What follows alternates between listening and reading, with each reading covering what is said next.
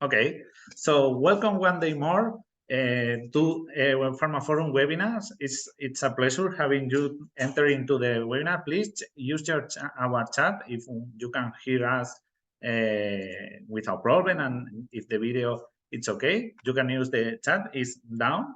And welcome one day more, as I say, to Pharma Forum webinars. Today we have to Alfa Laval that is presenting their webinar named Challenges and solutions for water industry in pharma industry.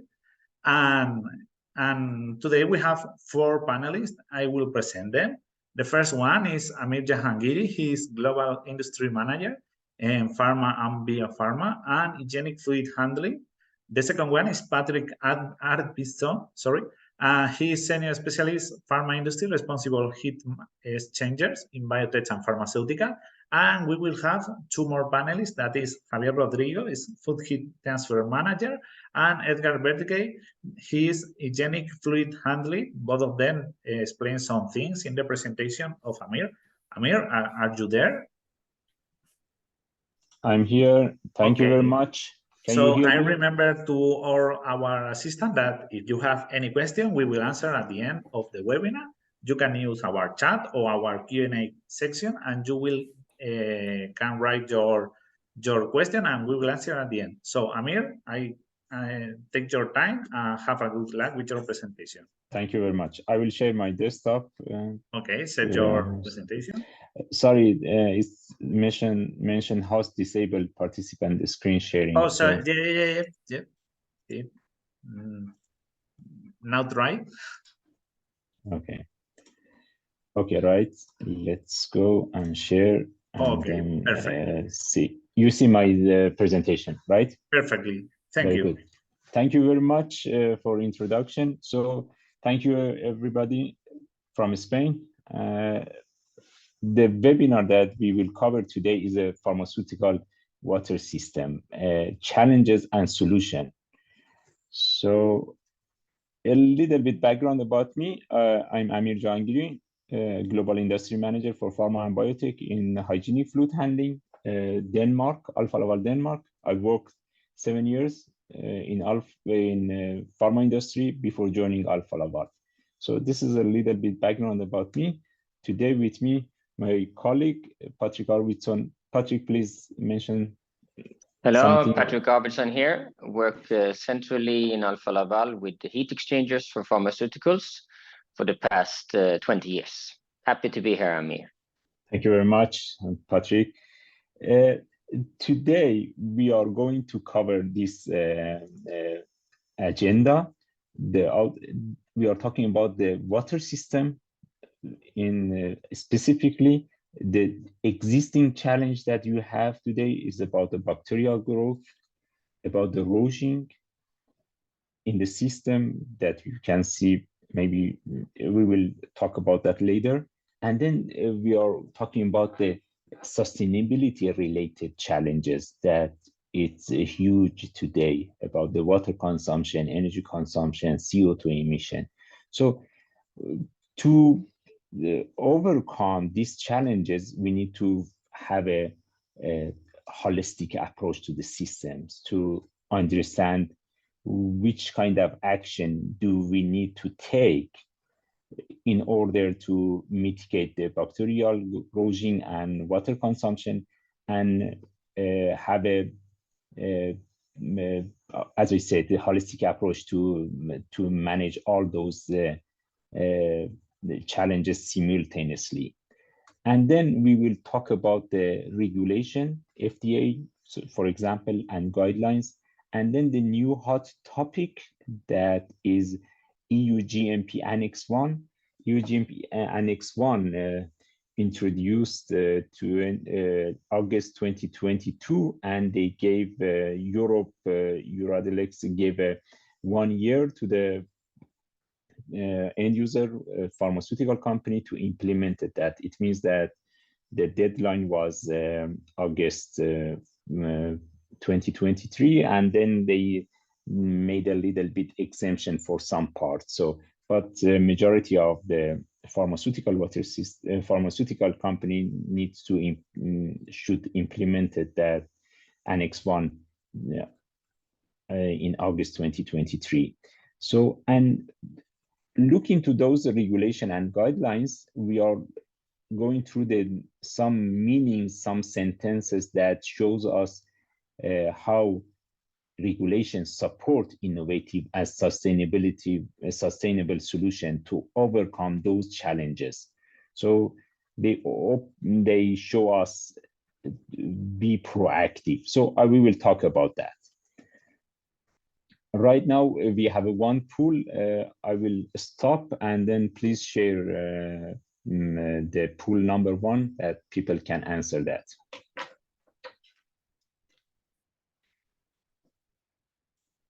So as you can see, you will have this question. The question is, if you use sanitization, what is your temperature level? You have 65, 75, and 85. We will have just 1 minute for answering. As I am seeing, all the most chosen is 85 degrees.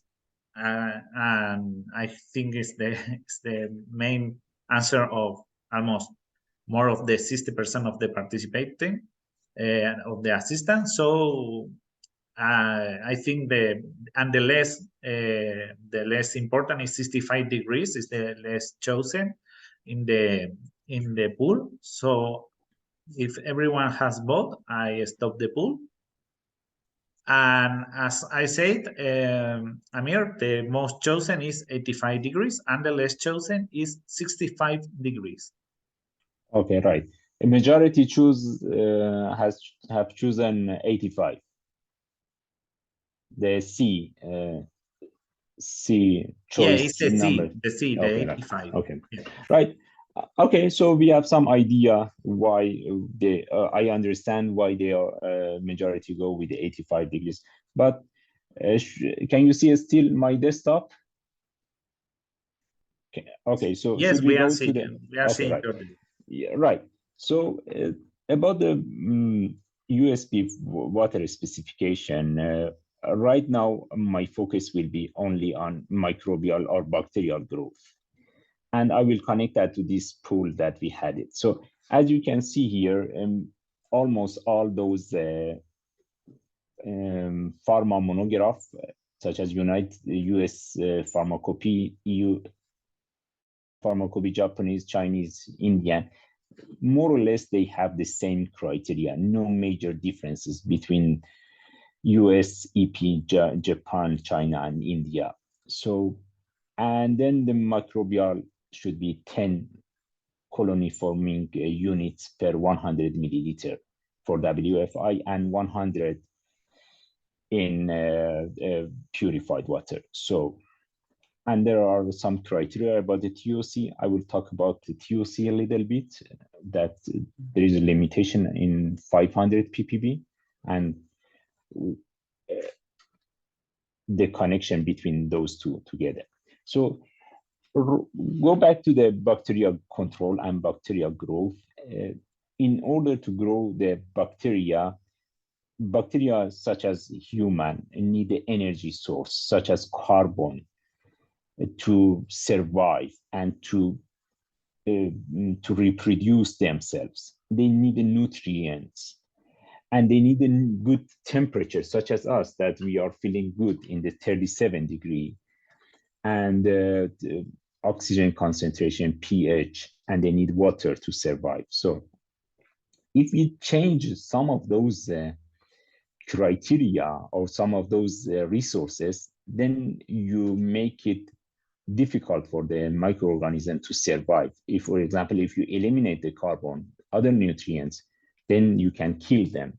If you increase the temperature or decrease it drastically to, for example, to 5 degrees, then you can minimize them. So we are talking about them. Again, go back to the monograph. Here in the monograph, they said TOC should be max 500 ppb.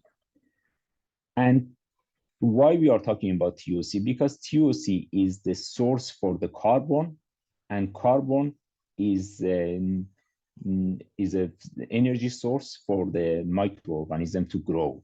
If you have a carbon in the system, then definitely you have a microorganism. But if you decrease it, don't look at this 500 ppb, is too much high. If you decrease it drastically to the 10 ppb, then this atmosphere, this ecosystem will be bacteriostatic. It means that, yes, there is bacteria in the system, but they are not so super active, and you can mitigate their growth. How you can manage that? For example, membrane-based filtration is very good. You can keep it around 10 to 50, normally to 30. So, and it's a good range that you can keep it here. Go back to my word that I sent. If we change the atmosphere, then we can kill microorganisms. We are talking about the temperature right now. As you can see, there are different type of microorganism. The only type of microorganism that we will face them in the water system is a mesophile, because they don't need so much carbon. They don't need so much nutrients to survive. They can survive with a little bit of the carbon and other nutrients. But what about the thermophile? Thermophiles, usually, you can see it here, but you should not be worried about them in the water system, because they need a lot of carbon. They need a lot of nutrients to survive. And we don't have so much nutrients and carbon in the system. So, I mean, you should not be worried about them. You should not increase the temperature in order to kill them, because without any food and nutrients, they will die by themselves. So, and then this type of psychrophiles, they need sulfur and other ingredients, and we don't have it in the water system. So we are not worried about this type. We are not psychrophile, and we are not worried about the thermophile. We are only should be worried about the mesophile that can survive with a little bit microorganism. And as you can see here, if you increase the temperature to 65 degrees or 60 or 70 degrees, easily you can eliminate them as well. So this is the question connected to the pool, why we should have so much temperature. We don't need it. And this is a ISPE statement about thermophile. They said aquatic thermophiles exist in nature. They do not exist in high purity water system because of the absence of essential nutrients. Designing sanitization cycle or monitoring techniques to kill these thermophiles or detect their presence is considered unnecessary and an inefficient use of energy. So it means for thermophile, don't waste your energy, because your energy is very precious. And it mentioned very clear that inefficient use of energy to kill microorganisms. This is a statement from ISP, International Society Pharmaceutical Engineering, which is a very good reference to interpret the guidelines, because guidelines, they are talking very in the macro level. Majority of their guideline is 2-3 pages. They are not going to the details. The good things is to listen to the experts in the ISPE, and as mentioned here, so don't use your energy to kill the thermophile. Again, microorganisms can survive and can reproduce themselves in between 10 and 45 degrees. You should avoid this range. More than 50 degrees is considered as a self-sanitize. It means that if you increase it to the more than 50 degrees, then you kill microorganism. And if you decrease it to less than 10 degrees, then you stop there. You cannot kill them, but you stop them to grow and reproduce themselves. This is about the the time that you need to kill microorganism. I mean, in the 60 degrees, you can kill them during 49 seconds, 65 during 5 seconds. If you are increasing to 70 degrees, which is Annex 1, as an example, mentioned 70 degrees is good because they have seen that less than 1 second, less than half a second, you can kill microorganism. I mean, it's unnecessary to go to the 85 degrees, right? So this is my message to you, that please look again to the system and see if you can justify to decrease even 5 degrees. You can save a lot of energy. And this is a scientific base, and I have put all those references in the last slide. You can see for further, and you can read it for further information. And almost biofilm is the area that make a problem for you, and you should avoid that. There are different type of techniques that you need to consider during the design and construction of the systems and operation. So, I mean, if you have a good velocity, then you don't let the microorganism attach themselves to the surface. If you have a good velocity, good Reynolds number, more than 4,000 Reynolds number, if you eliminate the source of carbon for them, because if they don't have any carbon, then they cannot make a biofilm. So a lot of aspects you need to think about that to avoid biofilm. If biofilm forms in your system, then soon or late your water will be out of specification. Okay. Pool number 2, if you share, please. So I have talked about the bacterial growth. Right now we will talk about the erosion. Please share pool number 2. Okay, so we will share the pool number 2. Now you can vote.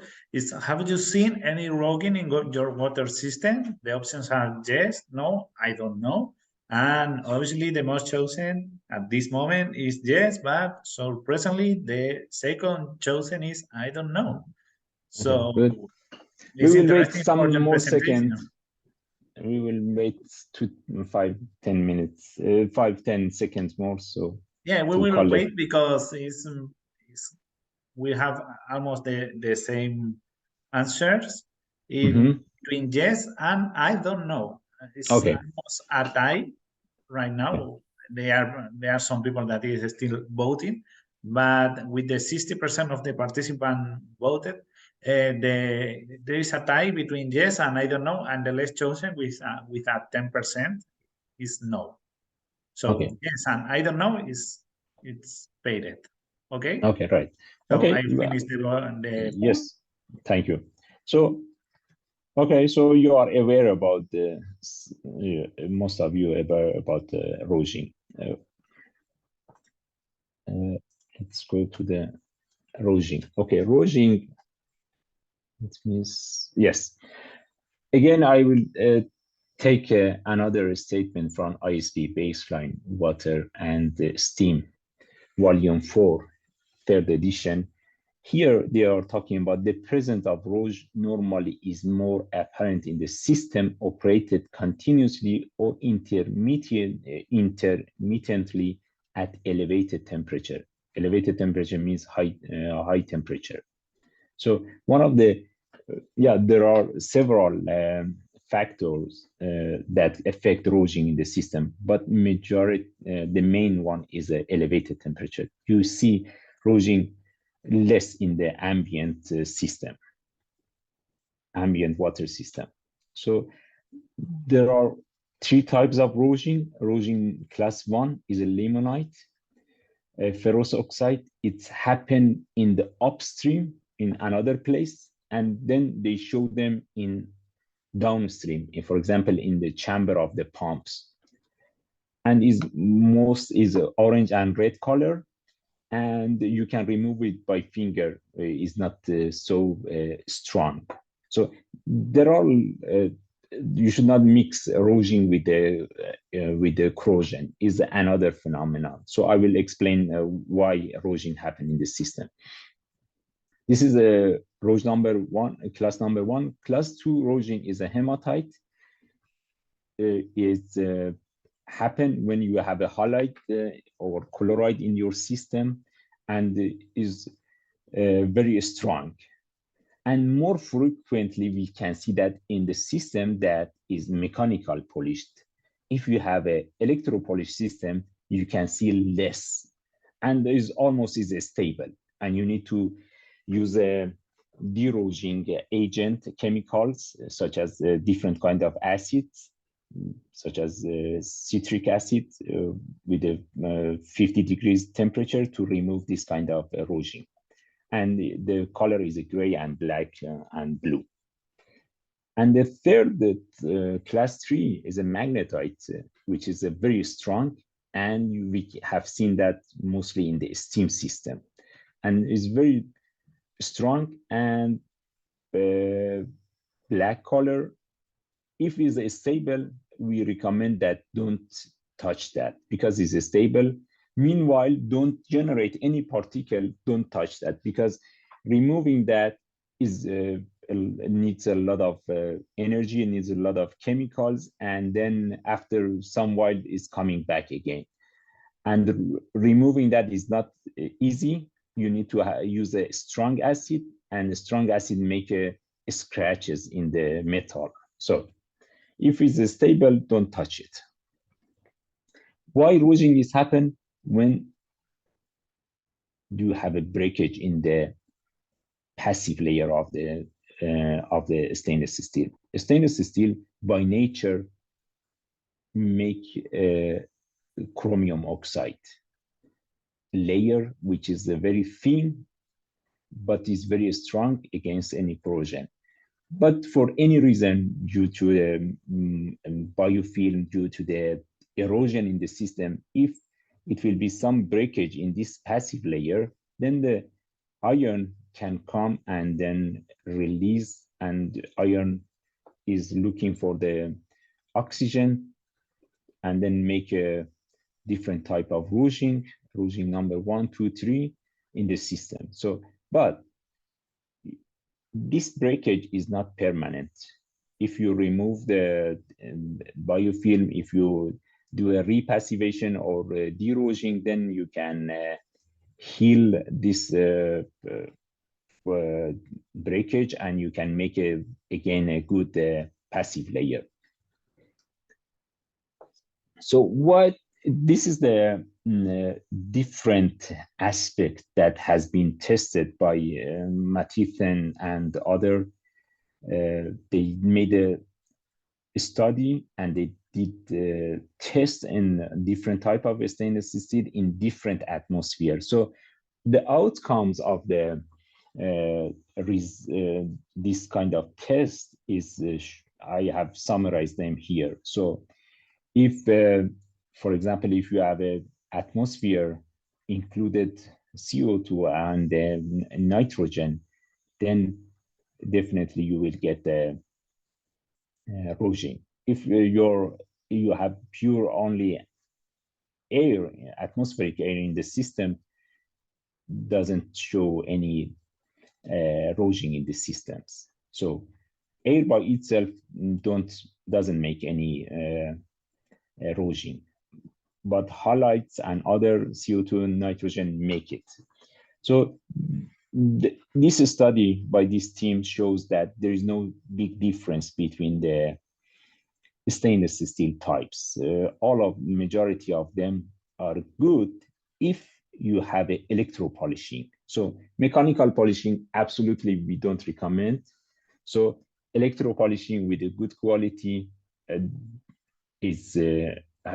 or passivation definitely have a very good effect to don't let erosion happen. So don't waste so much money on the expensive material such as Hastelloy and others, because your capital cost will be high, and at the end, good stainless steel with the electropolishing and good passivation has the same effect, good effect as an exotic material. Delta ferrite directly doesn't have any effect, low delta ferrite on the on rouging, but delta ferrite has an effect on erosion effect, and erosion effect will be connected to the rouging in some aspects. So delta ferrite has more effect on the erosion mostly. Let's do a recap because the time is limited and we need to talk about other aspects. Let's have a recap about those two challenges that we have talked about them. Bacteria, we have talked about the bacteria, how we should mitigate them. I showed you that you don't need to go to, if you have a good system with a good surface roughness, with a good with no dead leg, then absolutely you don't need to be worried about the bacterial growth. You don't need to go to 85 degrees. As I showed you, you can mitigate the bacterial growth even with the 70 degrees. You can decrease them, because as much as possible you decrease the temperature, you avoid erosion as well. So these two has a different this is two different aspects, but we need to think about that in the holistic approach. So this is a little bit recap about the factors that affect bacteria and erosion. And then I'm talking in the next slides about the new challenges, which is sustainability related, water consumption, energy consumption, and CO2. Let's go to the third pool. Please share this pool. Yes, I am making the third pool. Okay. And the question is, has your company defined sustainability goals to reduce energy and water consumption? Obviously, the most chosen is yes. it's good for that. And well, almost the 80% of the person who has voted has chosen yes. It's obvious because they are reducing this energy and water consumption is interesting for the industry. So they are. I think we can stop the yes exactly. poll, because obviously the most chosen is yes. And I remember to the assistant that if you have any question, please use the Q&A section and write there your question that we will answer at the end of the presentation. So the most chosen answer is yes. Yes, well, thank you. We can close that. Yes, sustainability is a hot topic today. Some people like this word. Some people, they are thinking the sustainability is a kind of trends and fashion and buzzword. But I want to approach to the sustainability as a cost, as a money saving. I like this approach much, much better. If you connect the sustainability as a total cost of ownership, how, if you increase the yield, then I mean, you can help to this sustainable environment. If you decrease the energy, water, your cost is going down. Meanwhile, you help the planet as well. If you use less chemical, you help the planet, you help your budget, you improve your profitability as well. So look at the sustainability as a cost reduction and increasing the yield. So a little bit sense of urgency why we need to look at, besides the money saving, we need to look at the future for our next generation as well. In 2050, our next generation, the population will go up, energy demands 55% go up compared to today, and food 70%, clean water 40%, shipping terms, and transportation 60%. Meanwhile, we can see this increase. At the same time, majority of the countries, including Spain, agreed about the Paris agreement, or this other type of agreement about the sustainability, that we need to go to net zero emission. So in one side, we see the increase of the demands, and another side, we need to decrease to go to almost to zero emission. So it's a big challenge in front of us. So what shall we do in the pharma industry? So in pharma industry, according to the Journal of Cleaner Production, pharma industry generate 55% more CO2 emission than car companies. It's big, and we need to think about that. Our challenges is we need to reduce energy and CO2 emission. We need to reduce the water usage, chemical usage, and release of the pharmaceutical in the environment. So I'm not talking about that. It's another session we need to talk about that.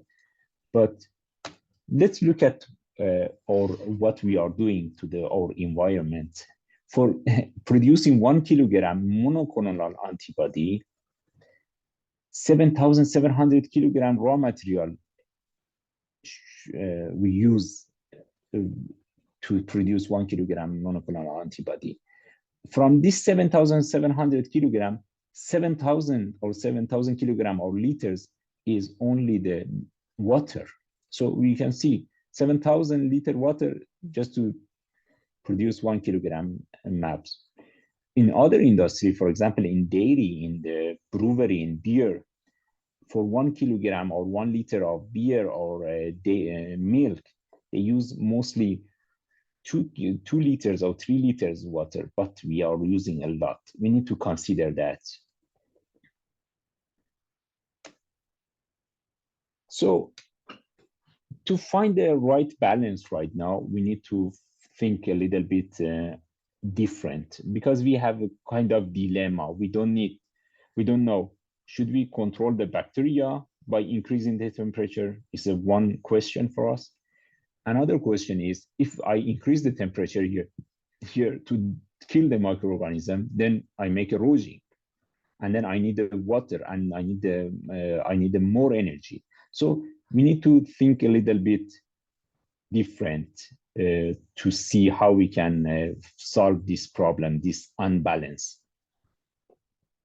So let's look at and this is the third part of my presentation. Let's look at the guideline, how they guide us to solve this problem. So guidelines such as FDA, because FDA was criticized by the industry that they don't like innovative solution. So clearly they sent 2002 that we are not against the innovation technology, just do a communication with us, and then we are going to approve that, and we are not against any innovation technology. So clearly in this chapter which is 21st century CGMP for initiative for 21st centuries, they said we are encouraging industry to early adoption of new technology. We are not against the new technology.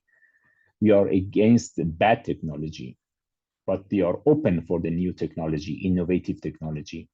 So, and they are asking us, they encourage us to go to the scientific-based or scientific approach to manufacture. So this is the first statement by FDA. 2 years later, FDA again released PAT, which is the process analytical technologies. In PAT, they mentioned that it is a framework is a non-binding, and this framework is for innovative pharmaceutical development. What PAT saying, In PAT, they are talking about I will talk about the PAT tools, data acquisition and analysis. What does it mean? It means that you collect a lot of data and you need to understand your process and your data in order to improve your process to have a less energy consumption, better yield, and others.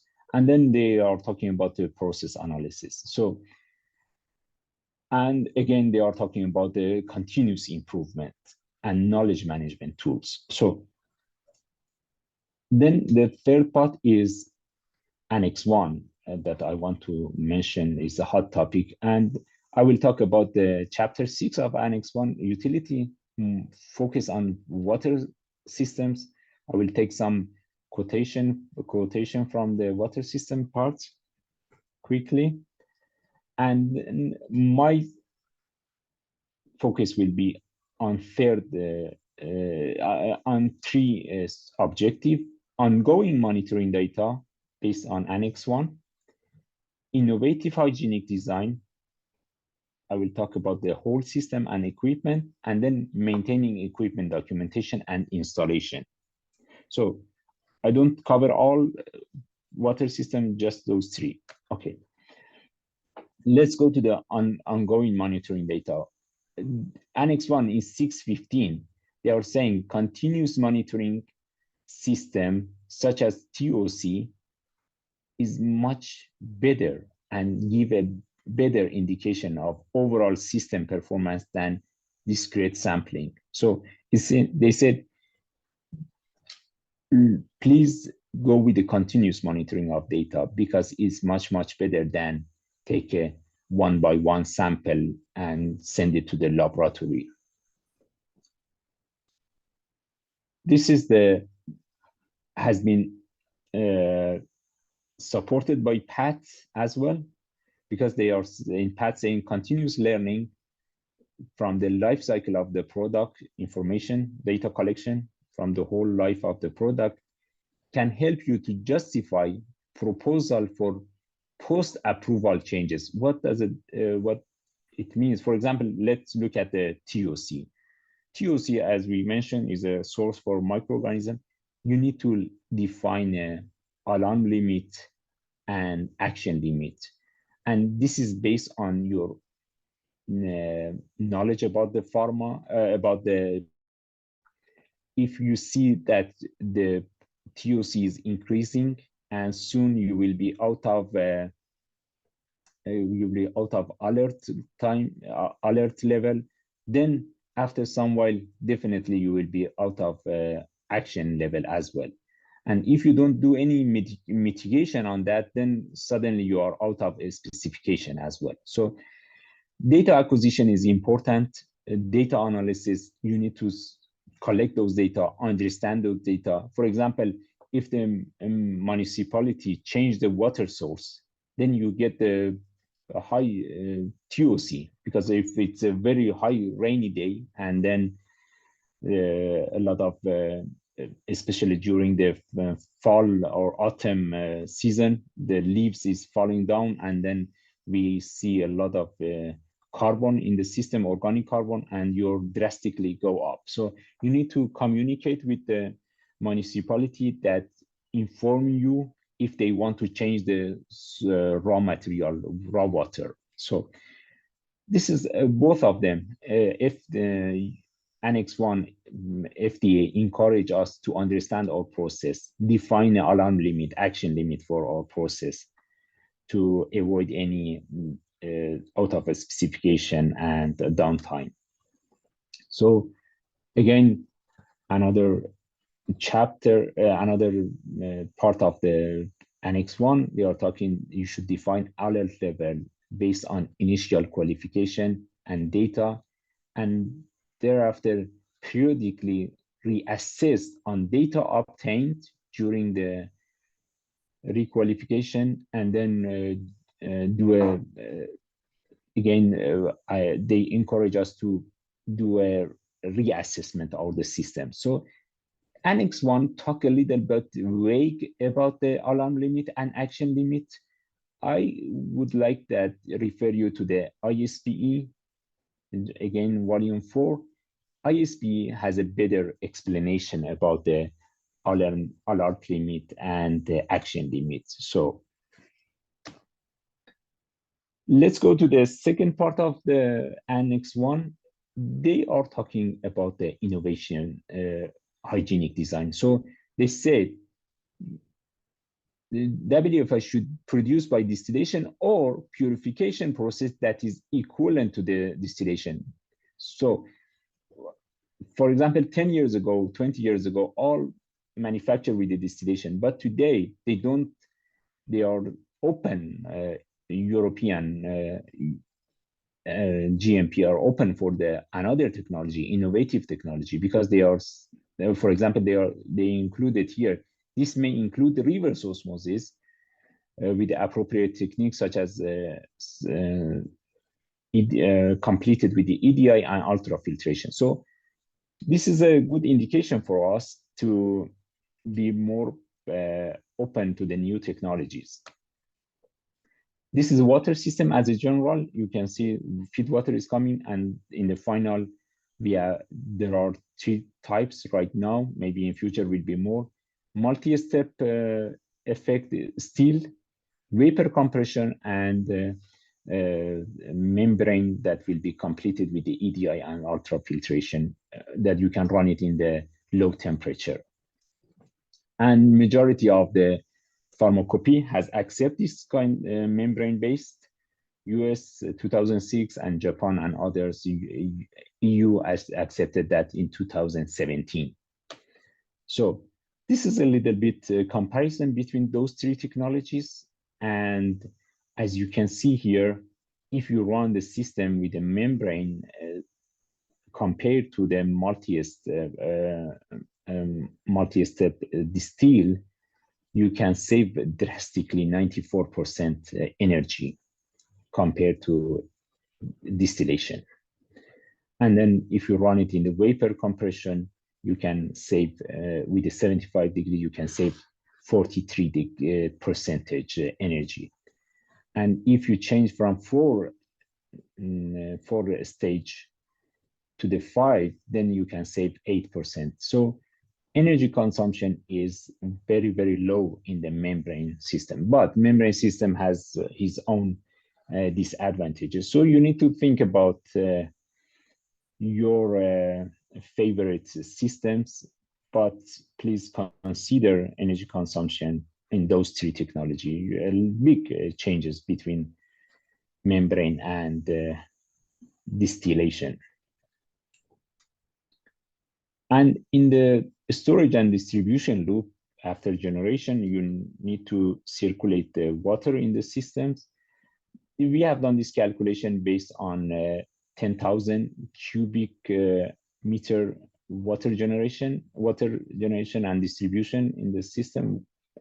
So if you keep your distribution and storage in 85 degrees or 75 degrees or 65 degrees, I mean, heat losses will be 35% less if you keep your temperature in the storage at 65 compared to 85.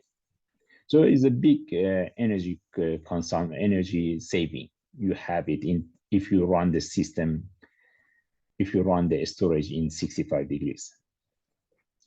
Okay, we have talked about the whole system, but I will talk about the component as well.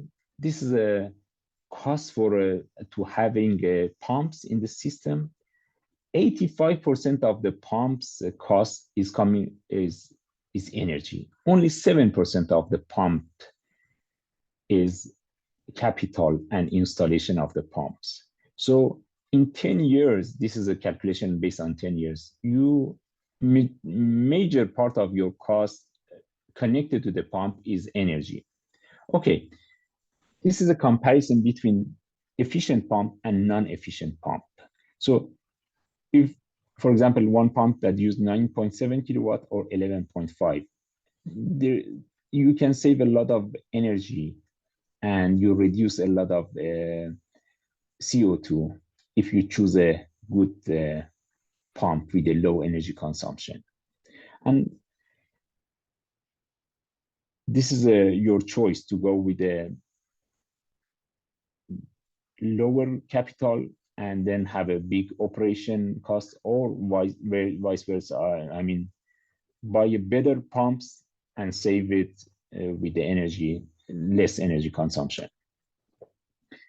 And again, about the hygienic design help you to decrease the temperature. For example, this is here, we have O-rings here. The O-rings don't let the water go to the crevices. But if you buy a wrong pumps with a full of crevices, with a full of dead leg, then it's very difficult to you. Even you increase the temperature to 90 degrees, you cannot kill microorganisms that trapped here. So from beginning of the project, please look at the different solution, different suppliers, and be aware about the best technology. So the best technology doesn't have any crevices, pocket, and dead legs. So we encourage you to go with a good product that doesn't have any crevices, pocket, dead leg, has a good surface roughness. At least 0.4 electropolishing is much better. Use as less as possible non-polar, because non-polar attract microorganism. So this is a big, as I mentioned, the nutrients and bacteria can trap in the crevices. So about the bacteria, surface roughness is good surface roughness is important, but RA value is not enough. You need to think about other aspect that has mentioned in ASME-BP about the chromium ferrous ratio. It should be between 1 and 10 or greater than that. So RA value on the paper is not enough. The process that the supplier do this kind of electropolishing or passivation is important. You need to ask them about how they do the electropolishing and this passivation in the system. So buy a system without dead leg, without crevices, and then when you operate, please keep the velocity more than 1 meter per second, or keep it, if it's not possible to keep it more than 1 meter per second, please keep the Reynolds number more than 4,000.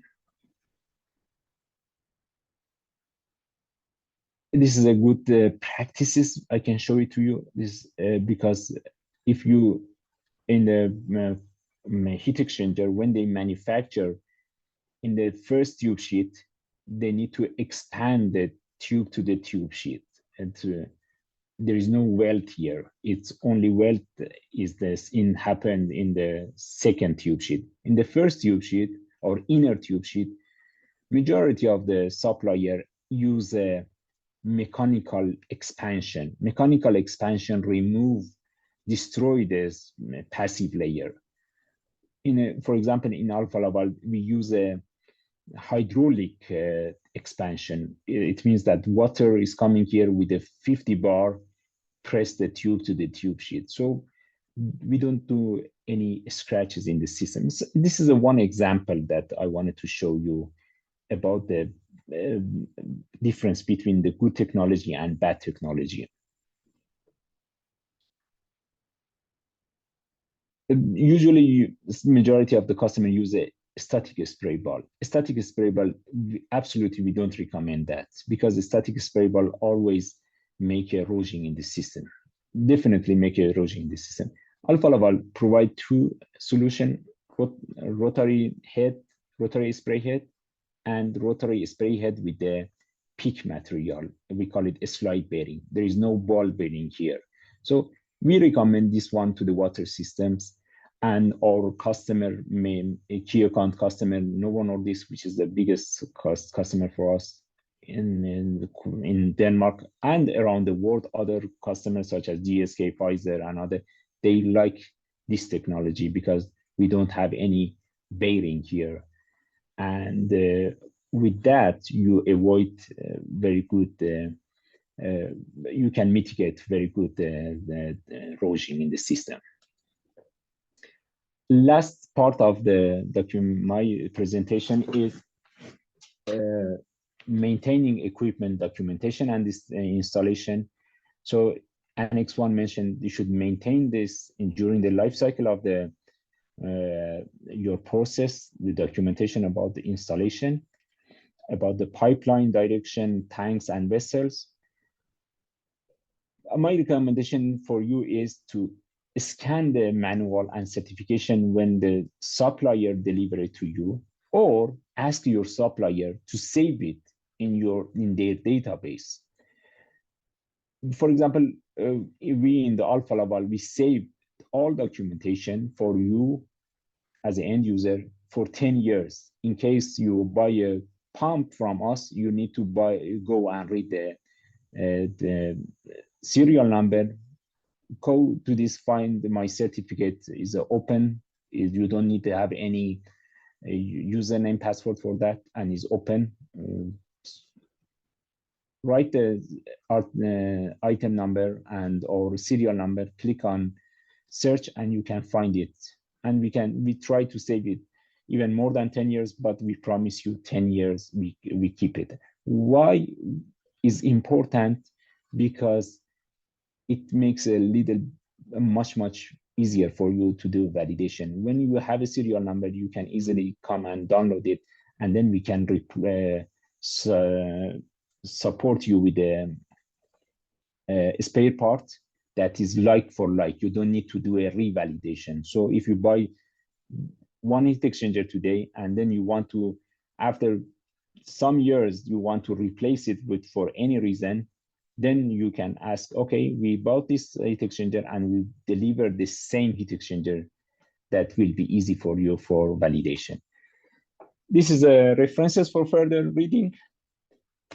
And this is my email address and my contact person. Please reach out to me if you have any question about those product portfolio that we have shown here.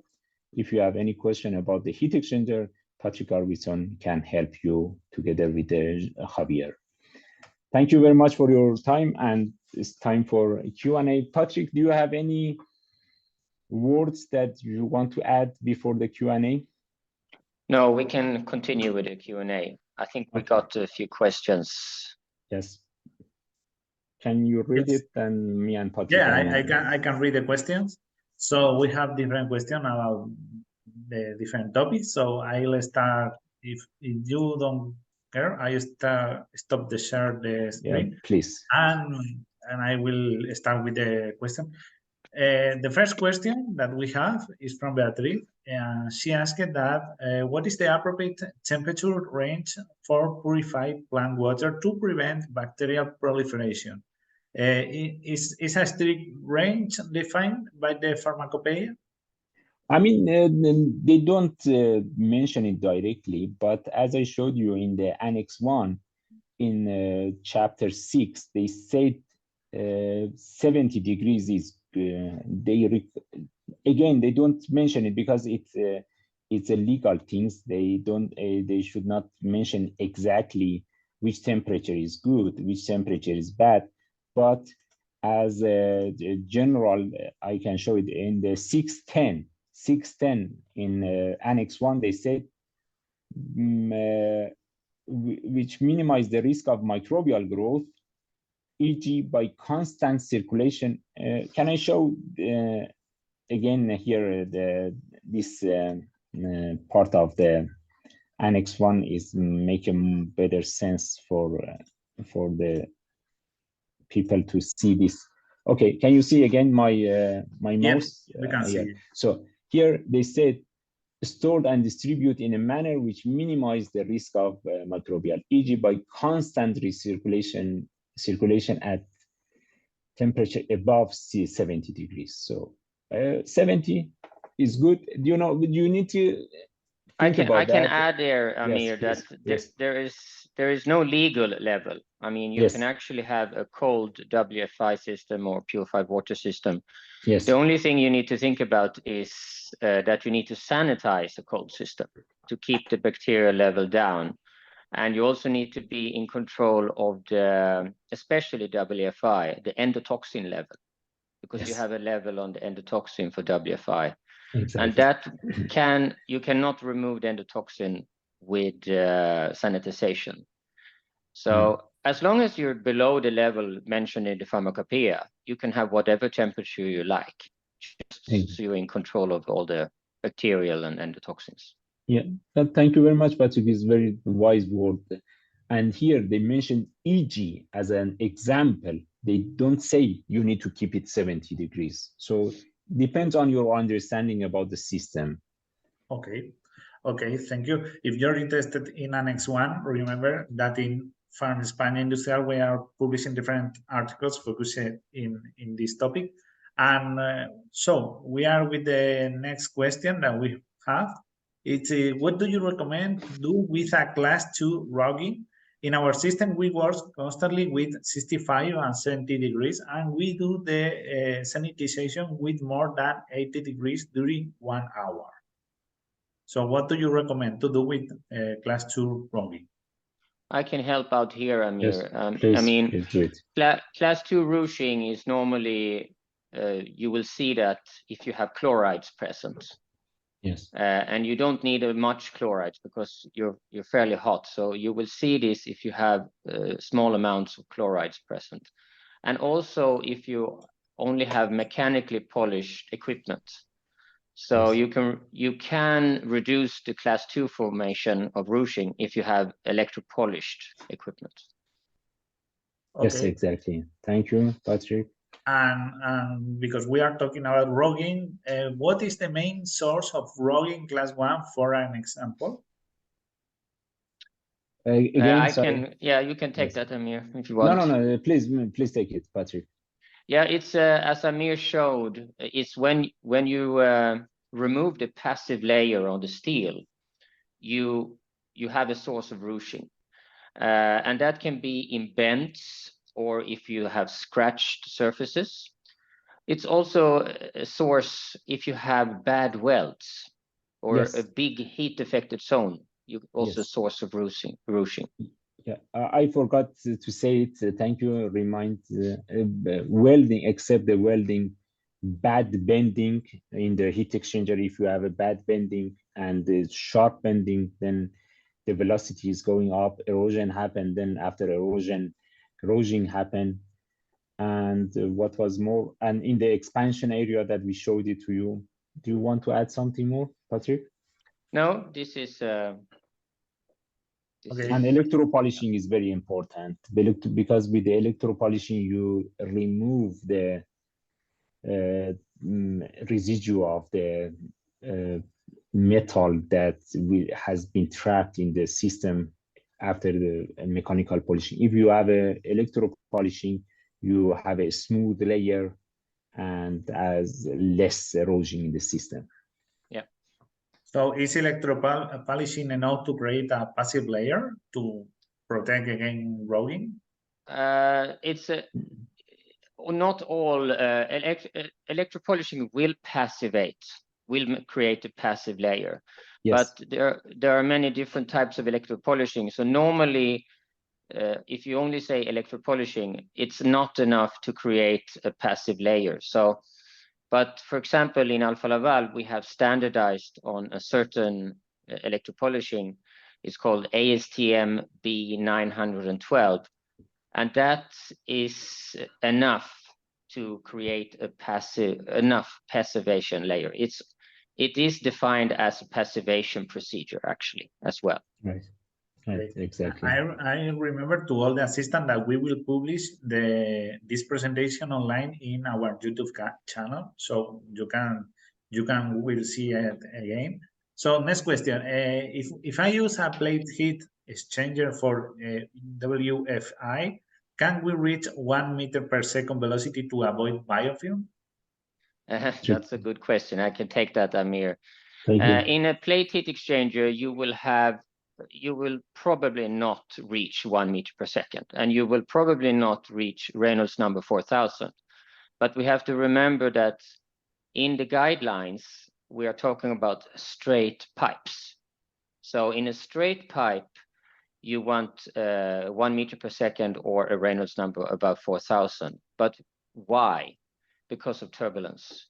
Yes. So actually, what the guidelines is saying is that you need a turbulent flow to be able to remove the biofilms. And turbulent flow, you will reach in a plate heat exchanger much lower, a much lower Reynolds number. We are talking about 100 or 200 in Reynolds number to reach a turbulent flow.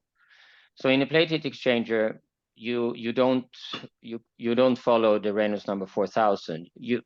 The rule is turbulent flow, and the same if you have a pipe that goes in a spiral, then you also reach turbulent flow at a lower Reynolds number.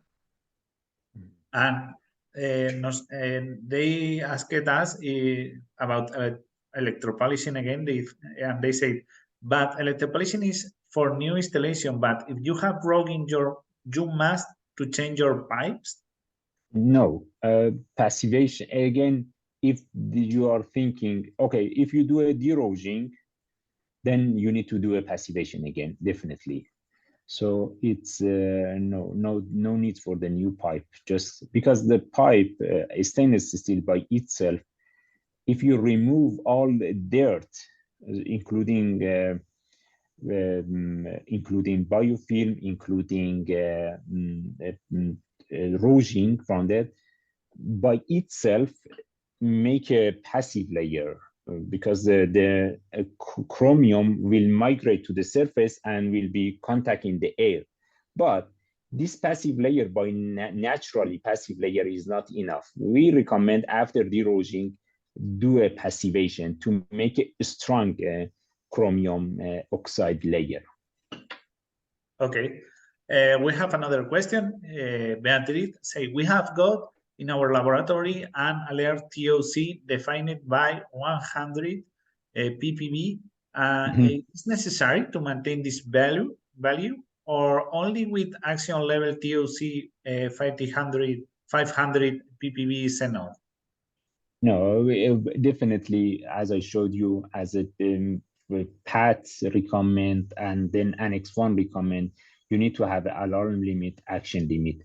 And then, for example, let me give an example to you. If you usually have for example, 30 ppb, we are 35 ppb, okay? Every day you have a 35 ppb, almost more or less, and suddenly you jump to the 85 ppb. You should not say, oh, I'm okay, I'm far from 500. No, it's not okay, because it's a signal to you that something happened. Because usually you had a 35, but suddenly you jump to the 85. Even 85 is far from 500, but is not a good signal to us. We need to digest that. We need to understand what happened, go and do an investigation, see maybe the municipality, without saying to you, change the source of the water from today from one part of the Madrid, and from another day they deliver from another part of the Madrid. And then you need to understand those changes. Yeah.